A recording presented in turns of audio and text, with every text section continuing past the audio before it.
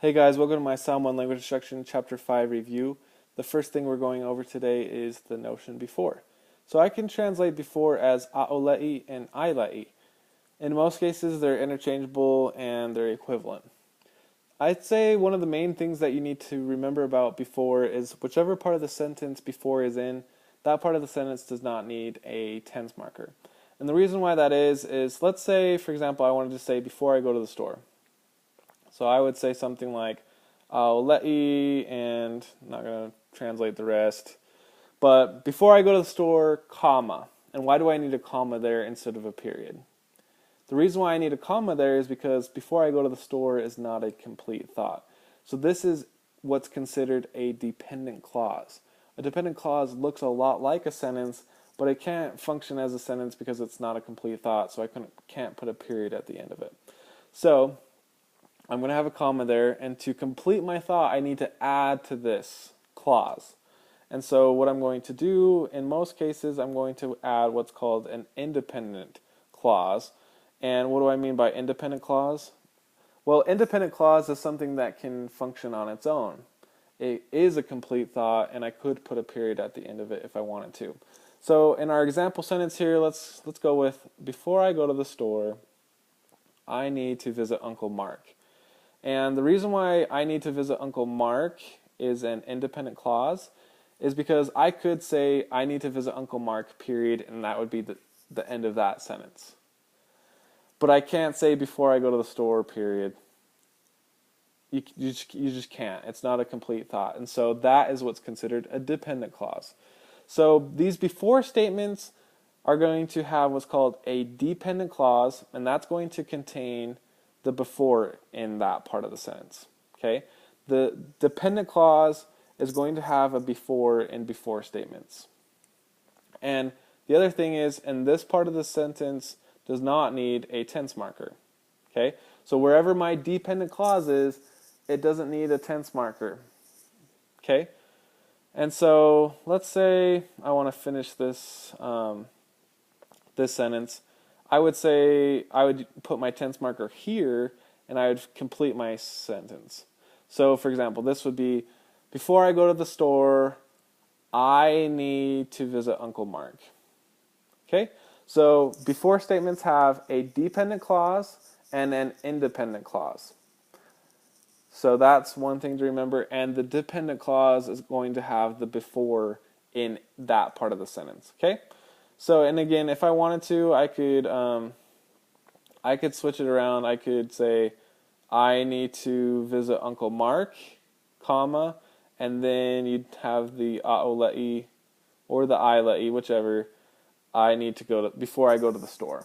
Okay, so you can switch it around just like you do in English. And again, I'm reviewing this, so I'm not gonna reteach everything. I'm going to go a little bit quicker than I did in the other video. So if you're having a hard time understanding or grasping what's being said, then that means that you need to go back to the other video and rewatch that or review that. Another thing that's a little bit tricky with before is when you're going to use descriptive pronouns. So descriptive pronouns are the pronouns that come before the predicate or the verb or the action word. And that's when before comes a little tricky. You kind of split before up, and you always use the I let e. In most cases, I guess you use the I let e version, and then there's going to be a dot dot dot here, and then sometimes there'll be a te, and you'll have a let e here. So, for example, let's say I wanted to say the same sentence I did before, and I wanted to use descriptive pronouns instead of emphatic pronouns. Let's say I said, before I go to the store, or let's do this.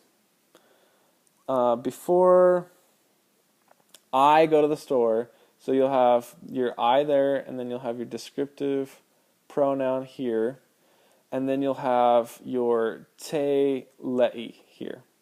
This is acting as my And this is the exception, is te is a tense marker. So that's the exception to this rule. Whenever I use descriptive pronouns, I have a te that is included in my before statement. So that's another thing that's a little bit tricky about before, is when you have your before, you normally don't have tense markers. But when I use a descriptive pronoun, then I use a te. And this is the only exception. I only use te with before in that part of the section, in the dependent clause. So again, if this isn't making sense, I'm sorry, but I got to get through a lot of information, so let's just go through this really quick. So descriptive pronoun, te le'i. So for example, if I wanted to say, before I go to the store, this is the start of the sentence, I, and then my descriptive pronoun in this case is going to be o. I o, and then te le'i. Before I is what you're essentially saying in this part of the sentence, and then you could finish off by saying, go to the store. Before I go to the store, alo ile fale oloa, and I'm not going to complete that. But that's how you would start off this sentence, okay? And again, if you wanted to, you could finish off the sentence the same way as we did in the last slide.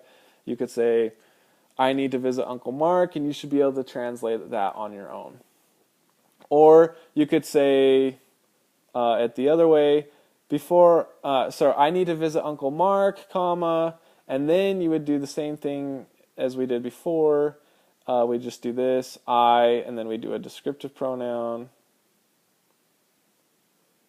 And then we do te le'i, and then you would finish off your sentence. Okay? So in our example sentence, this would be, I need to visit Uncle Mark. Before I, and this descriptive pronoun would be the O again, before I go to the store. Okay?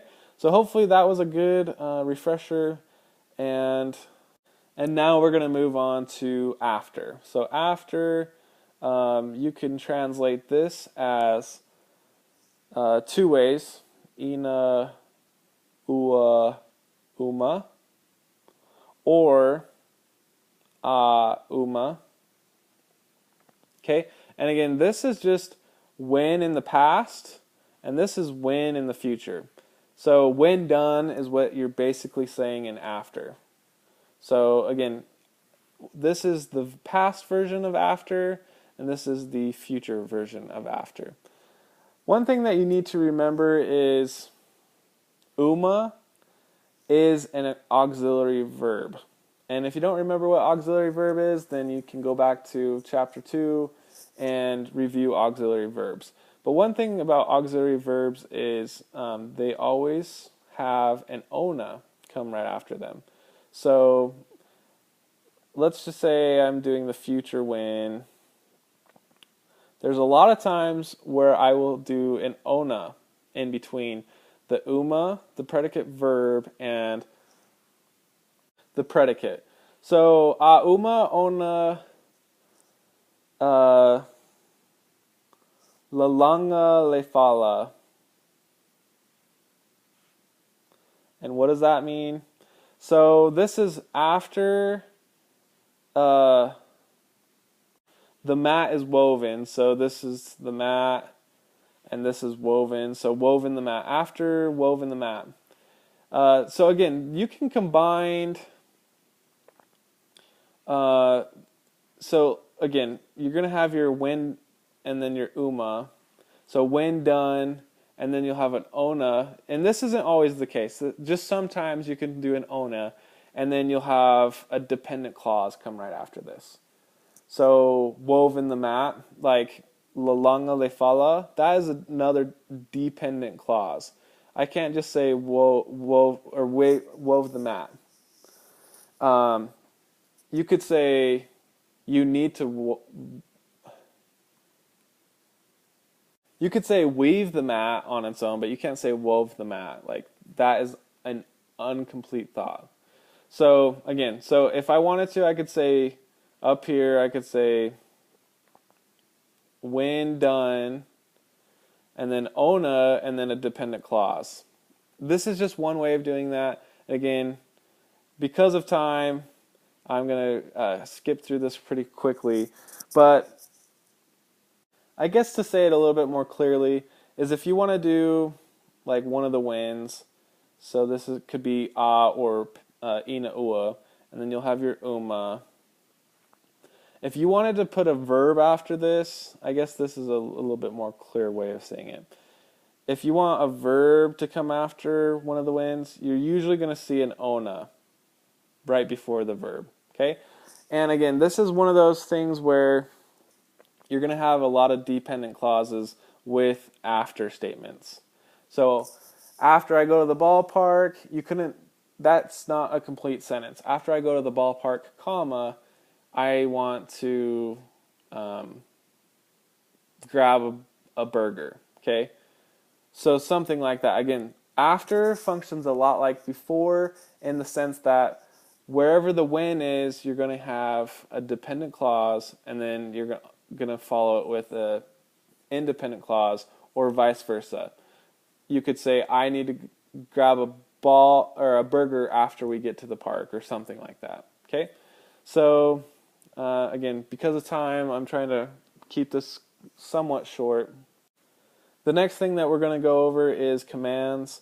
So commands, there's three ways to form a command. You can just omit the tense marker, just get rid of it. So instead of saying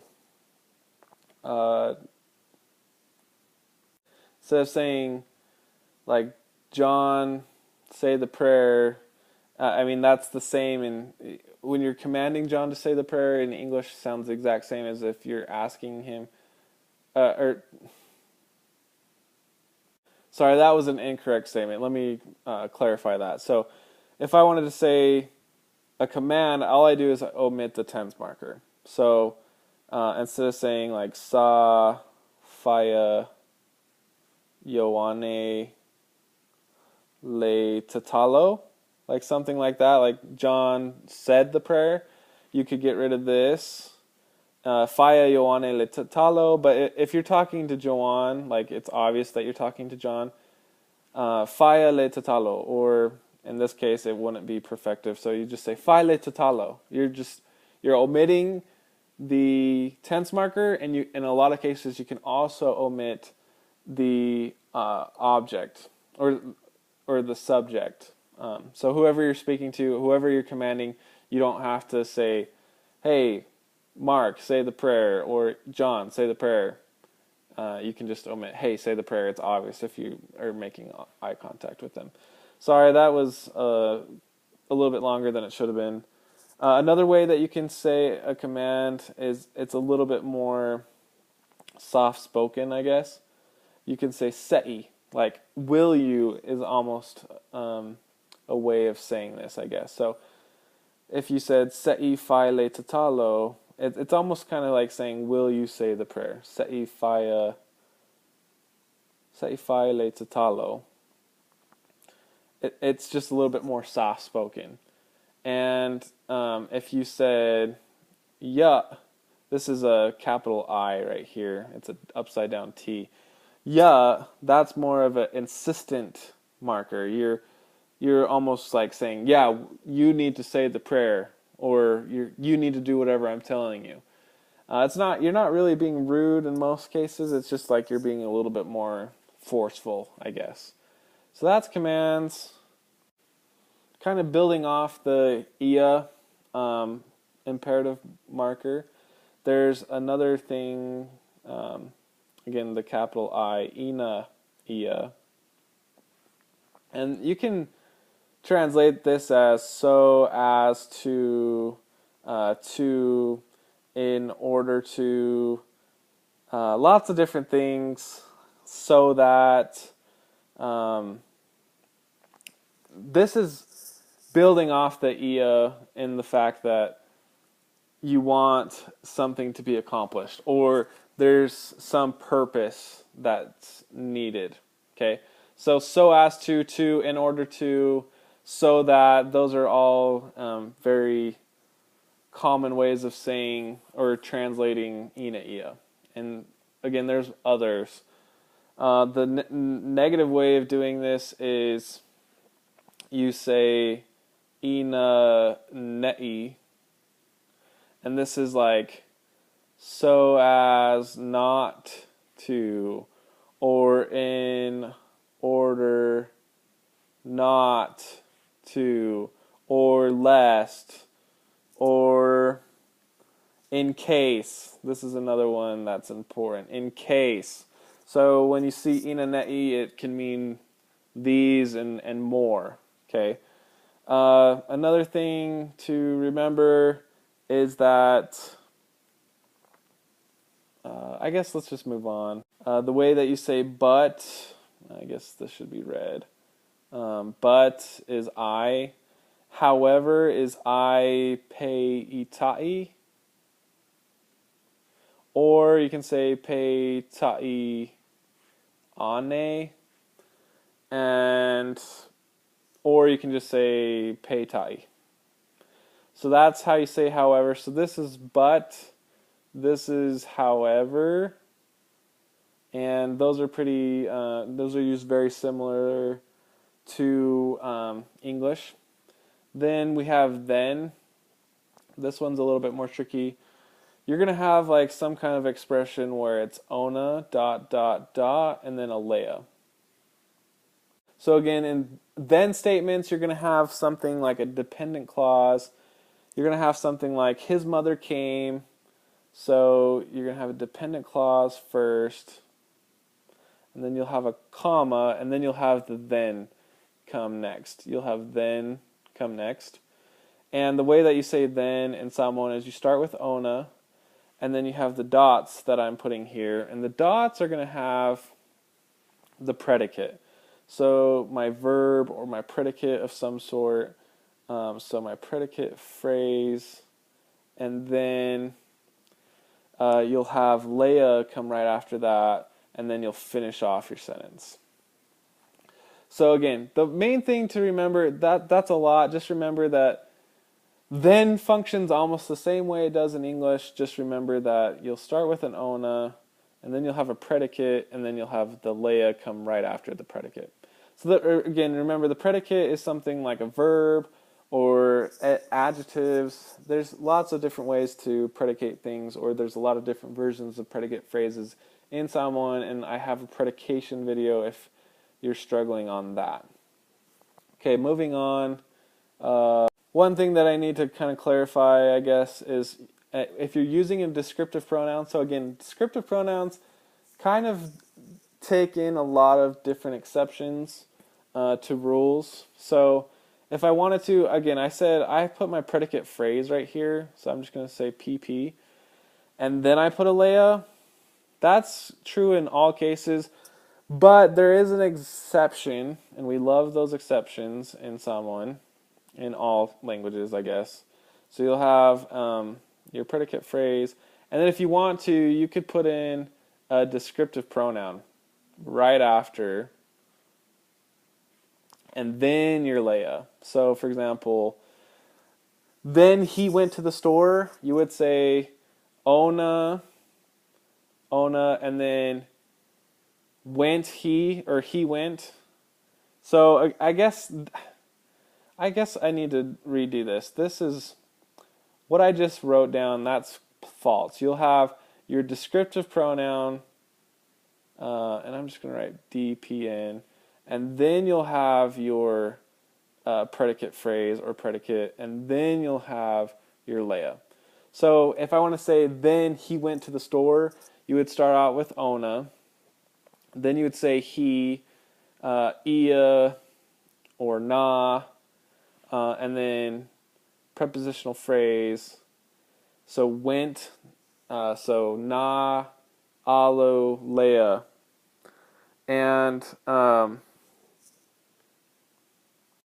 And this part right here, you would think that you would need let me erase this.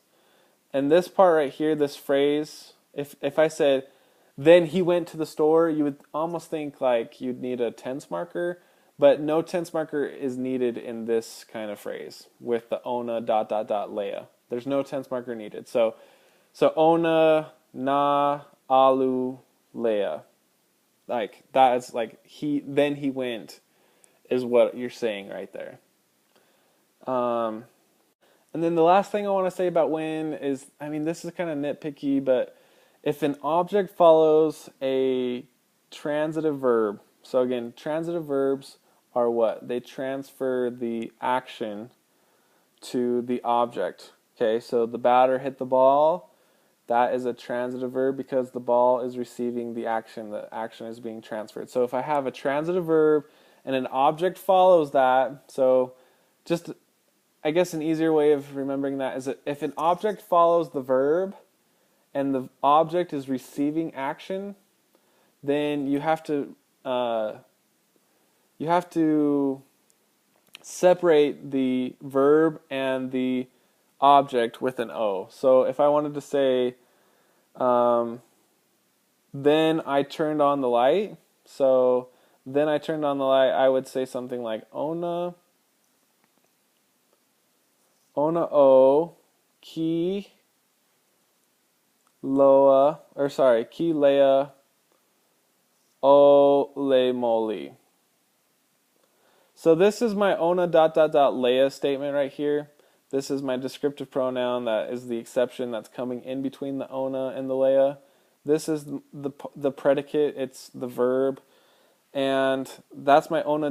lea statement. And then this is an object that's receiving action from this verb. Okay, so this verb is a transitive verb because it's transferring the action to the light. Okay, the light is being turned on. So I guess if you ever just have an object come right after your ona ... lea statement, then you can think of it as it needs to be separated by this O. This O right here separates the ona ... lea statement and the object. Okay, and that's really nitpicky, so don't worry about it too much. Okay, going over the concept until. The way that I translate until in Samoan is se'i, or I can add an a right here if it's the perfective form. So se'i or se'ia, and a lot of times this will be followed by an uma. Until after or until it comes, you could do an o'o right here too. So you could do uma or o'o. Those are things that you see a lot that come after se'i or se'ia. Not all cases. So se'ia uma is like until after. Se'i o'o is kind of like until it comes to this time or until they arrive or something similar to that. And then the next thing is, another thing is that if you say se'i and then, or se'ia, I guess, and then you could also have the uma or the o'o or another of other words. You could also have a ina come right after this. So again, if you wanted to, you could say se'i o'o ina or se'i uma ina. If you have an ina right here, then a verb can come after se'i. So after his family came. So something like that. Ina o mai lona ainga. Okay. So again, if I wanted to use a verb right after or a predicate right after se'i or se'ia or something, use an ina, and then you can throw the rest of your... So this right here, this whole thing is considered a dependent clause because it can't stand on its own.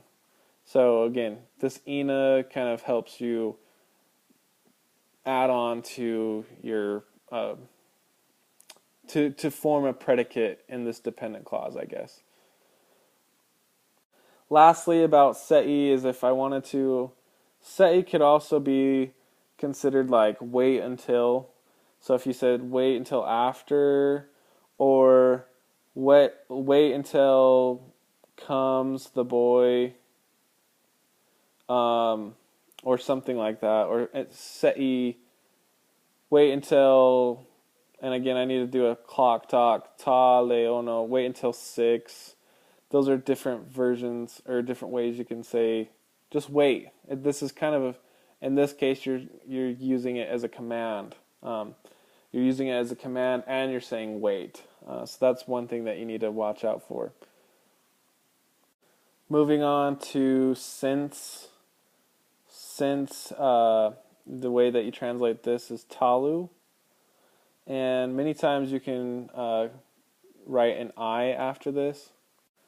So if I just wanted it to be since, like since 7 o'clock or since a time, then I would just use this. If I wanted to say since as in like because, like you're using the word since as almost in the same way that you say because or on account of.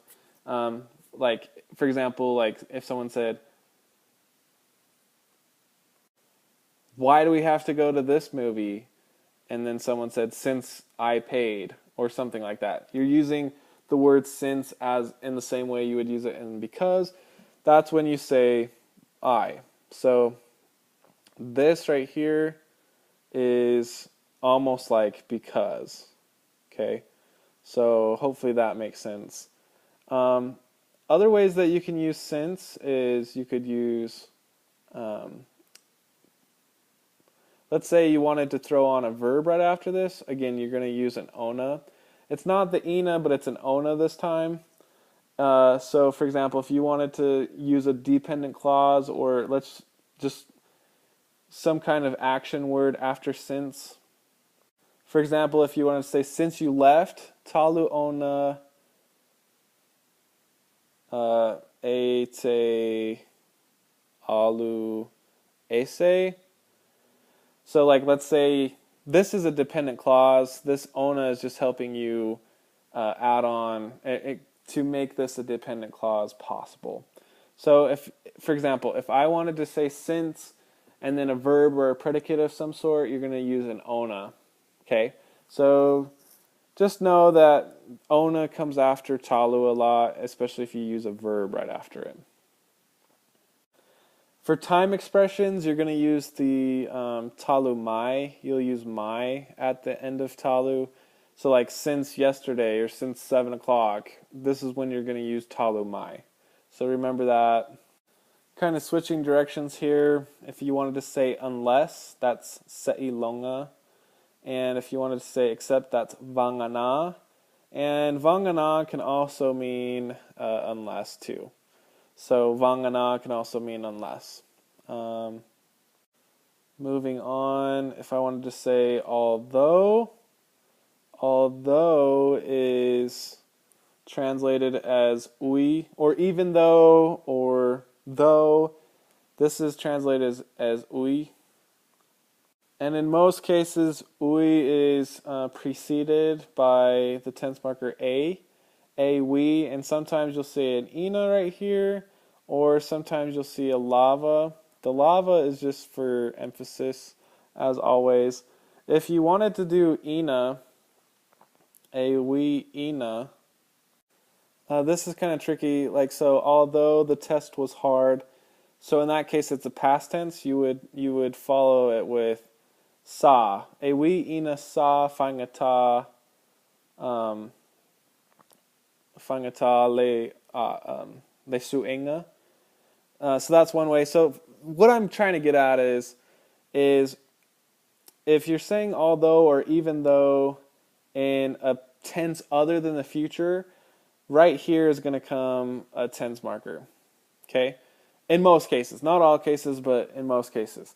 So if it's past tense, you'll use sa or na. If it's future tense, you'll use olea or a. And if it's the current tense, like if it's like present tense, you do not need another tense marker right here. You just omit the tense marker. So, for example, if you wanted to say,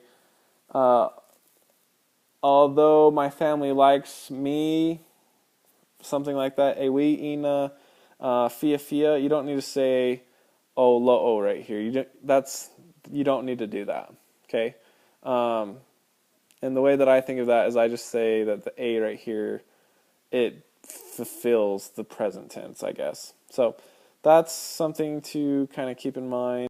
If you wanted to say the opposite of although, or if you wanted to say despite, or something similar to that, or in spite of, or nevertheless, something similar to that, then you would say almost the same thing, a we, e. The difference is you have an e right here. Or you could do an I, we, e. The I is the difference between saying even though, or in spite of that, or despite that, or nevertheless. That's the only difference between the two. So I realize how long this video is going. I'm sorry, I'm trying to get through this material as quickly as possible. But I do encourage you to take a break and get back to the rest of this if you haven't already. If you have taken a break, then let's keep going. Sorry about the length. So negative commands or imperatives, you can say things like awa, that's don't, or ya. Ya awa, this is just like kind of making it more of a command. Then you could also say something like, the say is optional, soia. This is like stop. And again, I'm not going to get through all of it, but they almost function the same way as you do in English. So that's all I want to really say about negative commands. Well, I guess there's one more thing. There's awa ne'i. Awa ne'i. And this is kind of like don't or do not. That's just another negative imperative or command. The next thing that we talked about was diminutive determiners.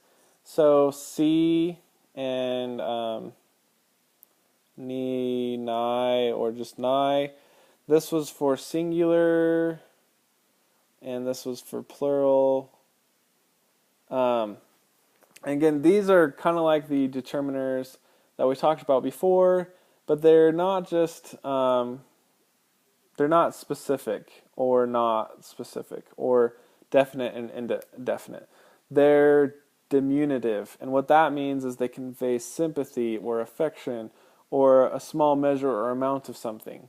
So, like, si-o-u-te, si-o-u-te, like, my dear precious baby sister or brother. This is for singular. If you wanted to do plural, younger siblings, ni o-u-te, ni nai o-u-te. Okay, so that's the difference. Is si and ni nai or nai, they're like the other determiners. They determine plurality, so singular here, plural here, but they're not specific and non-specific. They convey affection or a small measure or amount of something or sympathy. Okay. Then we also had mass nouns and count nouns. So mass nouns are things that you can't count, but you could weigh or something similar to that. So like, how much do you weigh? They're decimal places, because you're not going to weigh exactly 30 or like 150 pounds. You're going to weigh 150.72 pounds or whatever. So there's mass nouns, and then there's count nouns. Count nouns are things that you could count 1, 2, 3, like a tree. A tree would be considered a count noun. So then we had determiners that we used for count nouns and mass nouns. And you can use the specific and non-specific articles or definite and indefinite articles, or you can use the diminutive determiners. The thing is if you want it to be singular, it's going to go like this. So singular mass or count nouns will be something like, you'll use lay, say, and see. Okay? You can use those for singular or a small measure or amount. You can use them for mass nouns or count nouns, either one. So if you had like a specific noun, you would use lay, okay? But you could also use it for mass nouns too. You could say like a small measure of water, but it's a specific water. Like I want that pitcher over there. Or you could say, I just want a little bit of water. And again, with the C, you could do that as well. For plural, you would do either a lack of an article. So let me erase that. So for plural, you would do a lack of an article. You could do the indefinite version ni, or you could do ni nai. Okay? And that's, again, you can use those for count nouns is what we usually think determine plurality, but you can also use it for a large amount of something too for mass nouns. So like if it's a heavy load that you're carrying, then you would use one of these. And if it's specific, then you would use a lack of an article. If it's non-specific, then you'd use the ni. And if it's like, you're showing a little bit more sympathy or something like that, then you would use ni nai. You would use ni nai. Okay, and then there's also these other ones that we talked about. There's sina. Sina is only used for mass nouns, and this is for a small measure of something. So like a small amount of ice cream. Can I have just a little bit of ice cream? Sina isukulimi or something like that. And then you have nai. These are very similar to the diminutive determiners. And this is for count nouns only. So that's the difference. Sina is for mass nouns and nai is for count nouns. So there's that. Then almost done, demonstratives. I'm not really going to spend time going over that. There's just a big long list of things. But that's things like lene and ne, or lela and la, like where something's taking place, or something like that. You're referring to the location of something. So you should go over demonstratives on your own. I really can't review that very effectively. And then there's pro-prepositional phrases, so that's I and EI. So I and EI, these are things that we use after predicates, and they're referring back to a prepositional phrase before. So for example, are you two going to the movie, period? No, we already went to it. That it part, to it, is referring back to the movie. So that's what these pro-prepositional phrases are in Samoan. They just refer back to a prepositional phrase before it. So sometimes it can be a sentence with the prepositional phrase and then another sentence with the pro-prepositional phrase referring back to the prepositional phrase in the first sentence. Or there's times where you can see the first sentence or one sentence having it all. Okay, so for example, you might see one that says, for example, for one like that where it has the prepositional phrase and the pro-prepositional phrase is Mary loved Jim, but he wasn't interested in her. In her is referring back to the prepositional phrase loved. So you're referring back to something before. So when do we use I and when do we use EI? Well, that's a good question. I is usually when we are referring to a prepositional phrase that showed location or instrumentality. And I don't have room for that. So if you're using a tool or a guitar or you're using something, then you use I. And EI is for actions and feelings. What else? It's used for sounds and things similar to that. So that's the difference between I and EI. Again, there is other uses of I, and we kind of talked about that in my video 66. So if you want to know the other uses of I, then go to the very end of video 66. But I'm sorry for the length of this, guys. There was a lot in here. And again, I didn't have time to go over the culture or conversation on the road. Those are just things you're going to have to review on your own. Until next time, guys, thanks so much. Tofa, soifua.